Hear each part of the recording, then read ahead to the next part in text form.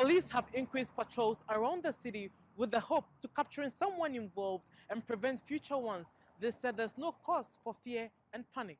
The UN Security Council classifies youth as persons from age 18 through 29.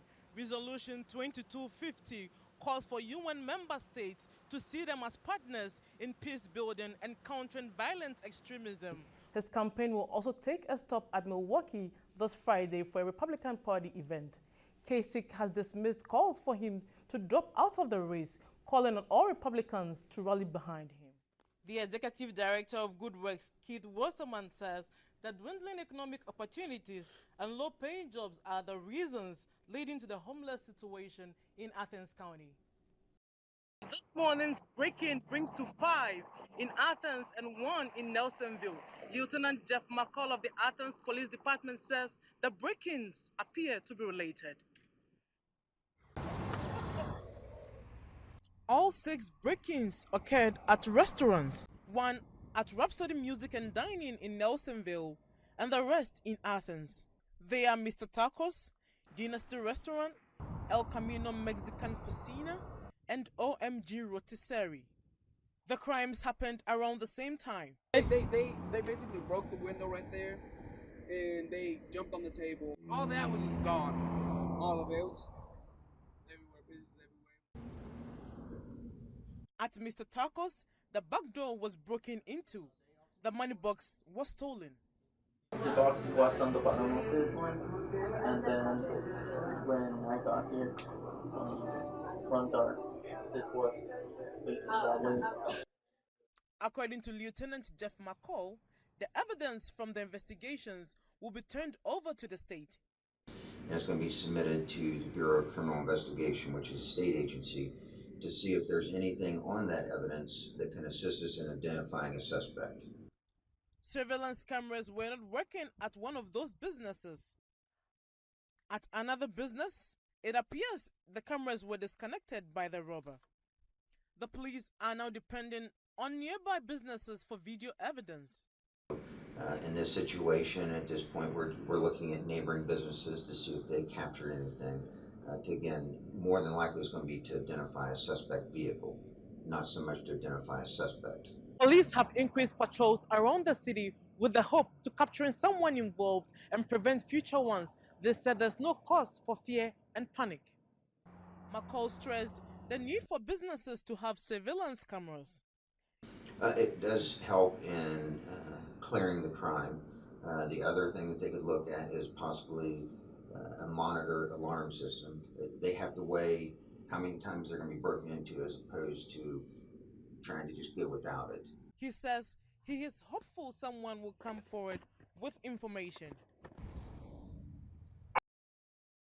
Managers of Rhapsody Music and Dining were not available for comment. OMG Rotisserie and Dynasty Restaurant refused to speak with us.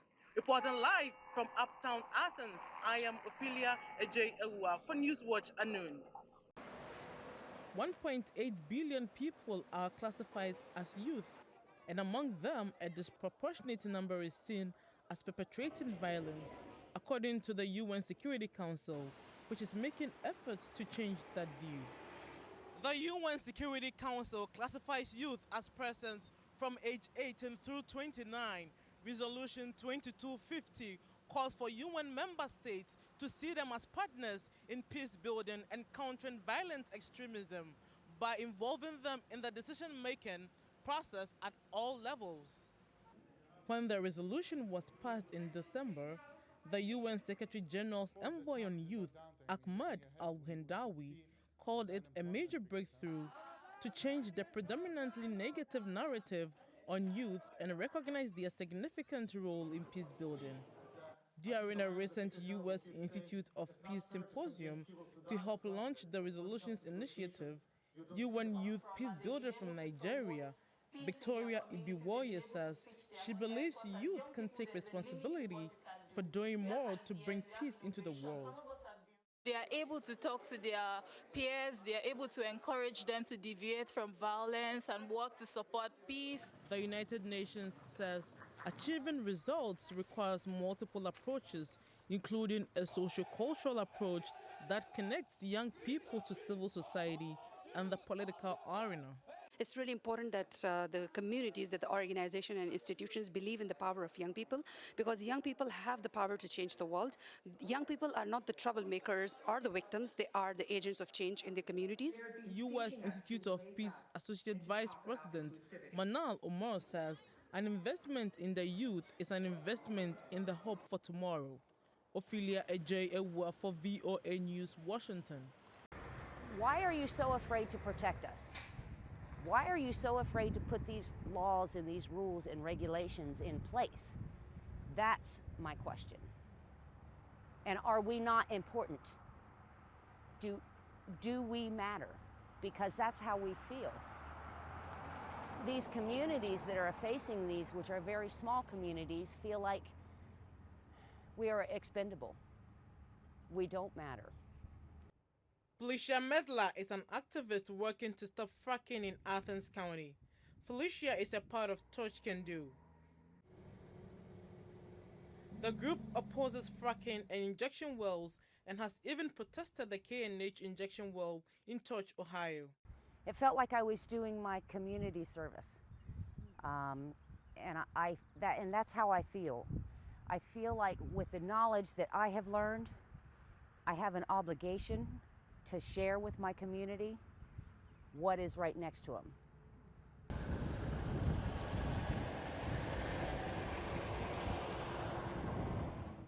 K&H has the largest injection well complex in Ohio. Touch Can Do thinks the state should not be allowing fracking and injection wells altogether. I'm beyond angry. I'm scared. I'm aggravated, frustrated that our lawmakers who we have put in place to keep us healthy and keep us safe are not doing their job. So what is fracking and what is injection well? Fracking is for short hydraulic fracturing. This is drilling deep into the earth and releasing a high-pressure water mixture. The mixture is directed at the rocks to release the gas inside. And an injection well is where fracking wastewater is disposed of. You need very expensive drilling rigs. It's one reason, by the way, why Europe hasn't really taken off much, because the investment is really high, and we have about, I would say, 2,000, maybe 2,400 drilling rigs in the United States. And one of the problems is once you have them, you need to use them. That is Bernhard Debatin at Ohio University. Debatin is a professor who teaches environmental journalism and has become an advocate for environmental justice.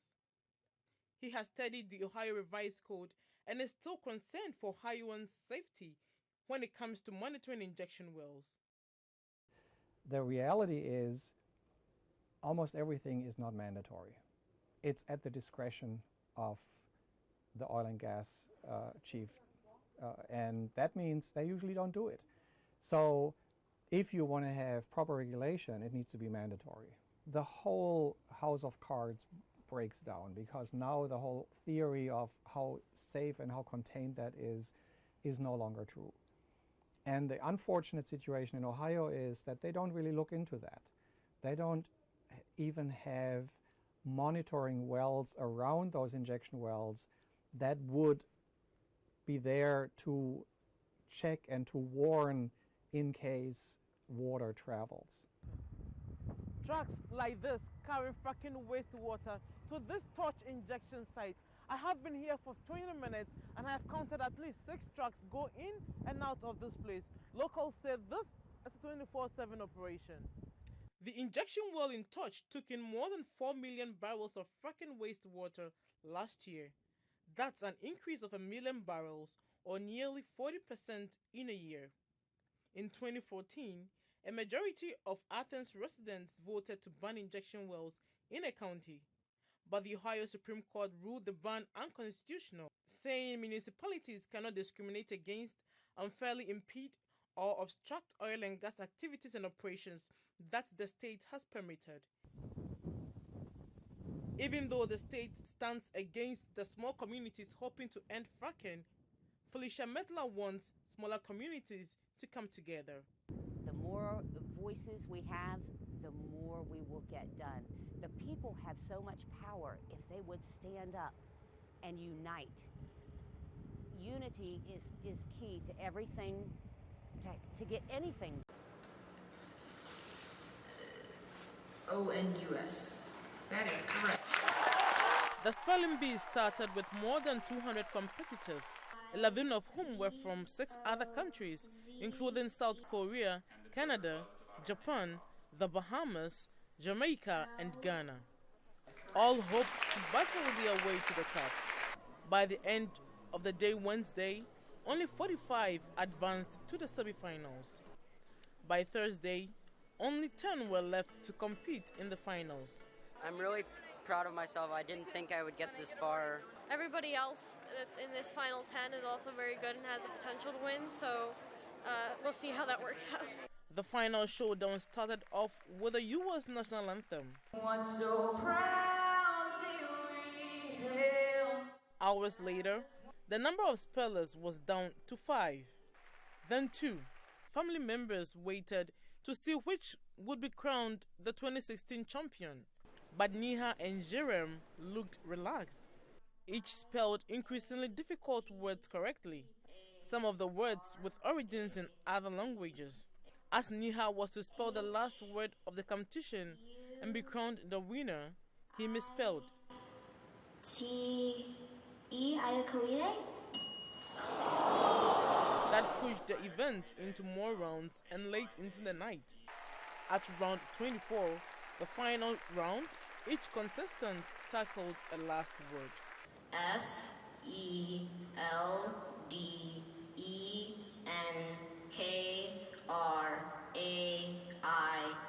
Feldenkrais. Feldenkrais.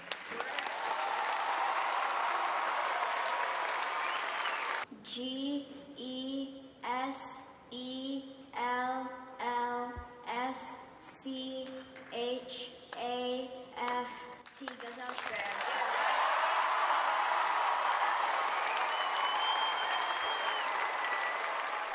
The co-champions each take home $45,000 in cash and prizes. Ophelia Adjei-Awuah for VOA News, Washington.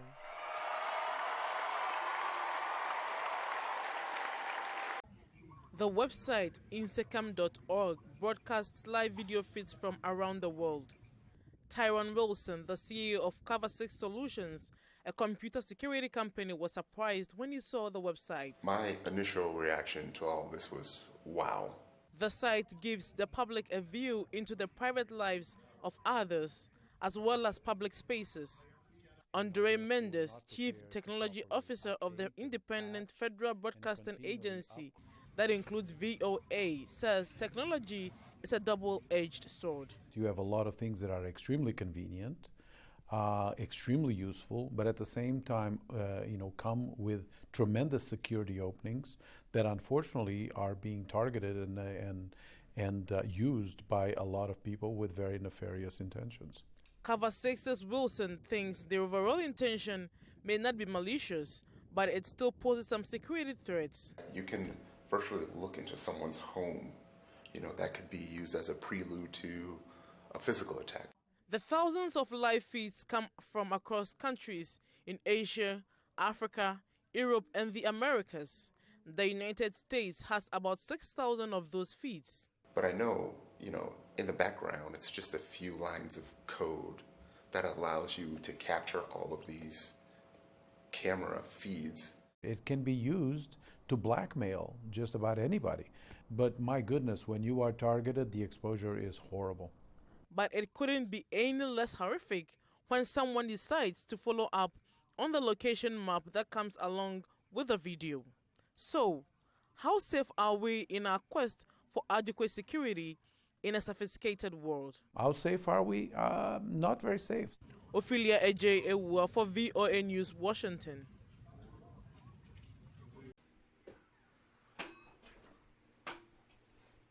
The struggle is real. Noah Tremblay can neither talk, walk, nor feed himself. His body has kind of let him down, right? It's not a great body.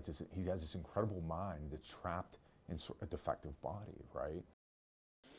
He was born with cerebral palsy, a condition that affects body movements and muscle coordination. Fortunately, it does not affect learning. Although the condition has no known cure, it does not worsen as the person grows. Signs of cerebral palsy show up in kids between the ages of 0 and 3, and over 200,000 people are affected every year in the US. Tremblay communicates his thoughts and feelings through this dot-like device on his forehead, pointing them to specific keys on a screen. Then it reads out loud. Swimming, snow skiing, just about anything outdoors. For the past 38 years, his parents have been his backbone. My parents are very close to me, and they are supportive of me. With just a high school degree, getting employment was an everyday worry until Ohio University gave him an opportunity. I talk with issues related to Medicaid and general issues living with a disability. But for his advocacy to be successful, Tremblay needs to replace his failing van. Robert Benz is one of those helping Tremblay get a new van.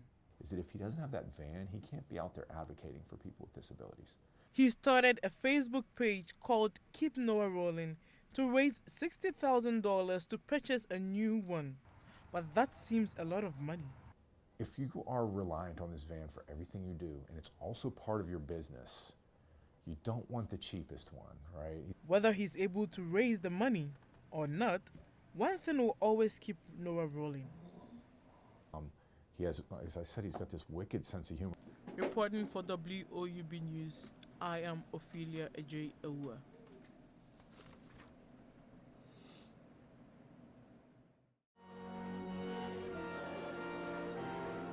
As the president of the Pontifical Council for Peace and Justice and the face of climate change at the Vatican. He led the drafting of the Pontiff's encyclical on the environment. Therefore, he based his remarks on the Pope's letter called Laudato Si, meaning care for our common home. There is a cry coming from the earth about how we're treating our environment and how we're treating the poor ones in our midst. And it is time to pay attention to them and take care of them.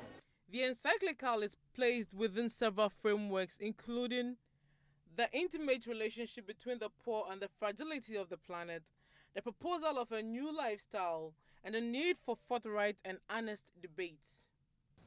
The letter stresses the need for equitable and sustainable development. So it's important that we, or grown up whatever now, take care of the world so that it can support and sustain the life of those coming up after us.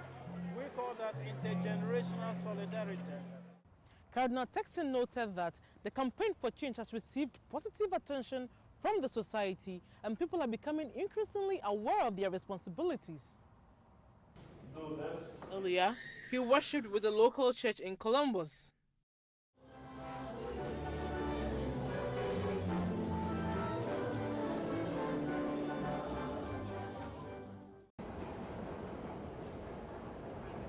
Although an Irish, Emily Spry grew up in Ohio. Therefore, assimilating in Ohio University was not a problem.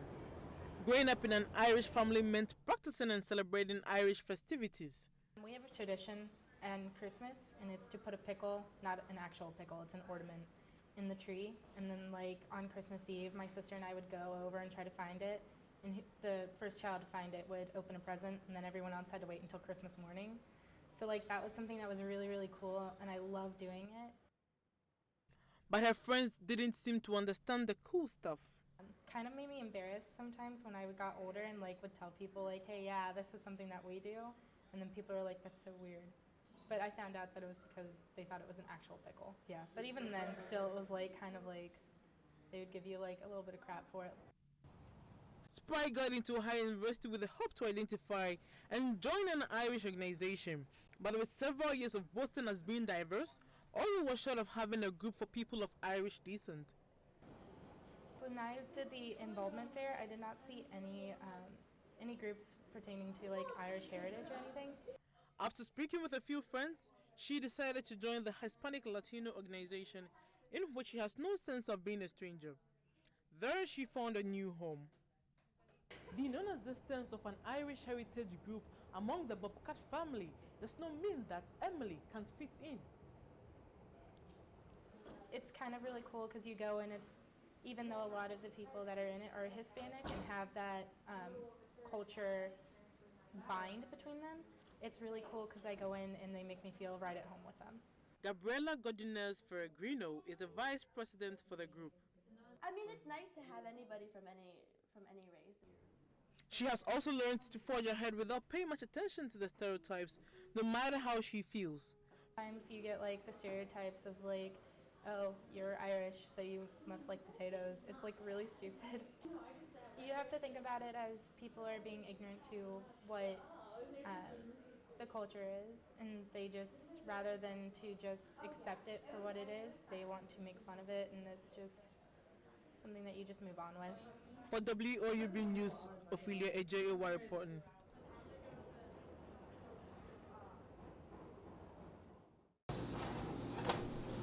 A time may come when one craves for a meal comparative to home. For some of them, satisfying this kind of cravings means making a trip to Columbus to buy from the few international markets available, irrespective of the cost involved. Yeah, I think it's worth it. Especially when you miss food from home, yes, it's worth it. The only international market available in Athens has foodstuff mostly typical of Asian cuisines. Therefore, it is unable to meet all needs per the ingredients a person needs. Even then, I couldn't get everything that I need, and sometimes my friends who are outside Athens bring me such foods. When I visit them, they pass me those spices and stuff. International students are expected to adjust and eat whatever they find here to prevent incurring extra cost and again prevent going through the hassle of cooking, but that wouldn't happen for some. At times, some go with substitutes to prepare a native dish. If you cook like rice and fish in Senegal, we are required to have like a bisap. Have to do somehow to replace it with the lemon, which is just kind of like close, sweety, tasty to that. He added, it changes the original taste of the food. For the foods available here in the US, one student found it not spicy enough, and I feel it's strange sometimes. It tastes too different. But for first-year graduate student Rosa Armstrong, there is nothing strange. There's so much variety, sometimes it's annoying. Ophelia Adjei-Awuah, WOUB News.